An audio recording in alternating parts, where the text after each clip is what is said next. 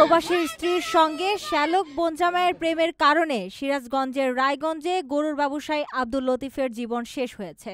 ফুলজোর নদী থেকে তার মরদেহ উদ্ধার করা হয়, যা হাত পা আবদ্ধ ও মুখে কাপড় মোড়া অবস্থায় ছিল।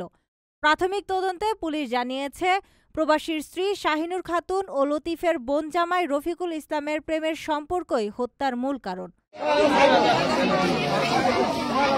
লতিফ ৯ নভেম্বর রাতে নিখোঁজ হন। ৩ দিন পর ১২ নভেম্বর সকালে নদীর শীতল জলে তার দেহ উদ্ধার করা হয়। তথ্য প্রযুক্তির সহায়তায় দ্রুত ৪ জনকে শনাক্ত ও গ্রেপ্তার করা হয়েছে। গ্রেপ্তারদের মধ্যে রয়েছেন মাসুদ রানা, ফরিদুল ইসলাম, শাহিনুর খাতুন ও রফিকুল ইসলাম। ডিবি পুলিশের এসআই নাজমুল হক জানান, ২ বছর আগে লতিফ ও শাহিনুরের মধ্যে পরকীয়া সম্পর্ক শুরু হয়। পরবর্তীতে টাকার দাবি ও সম্পর্কের অবনতির কারণে শাহিনুর ও রফিকুল হত্যার পরিকল্পনা করেন।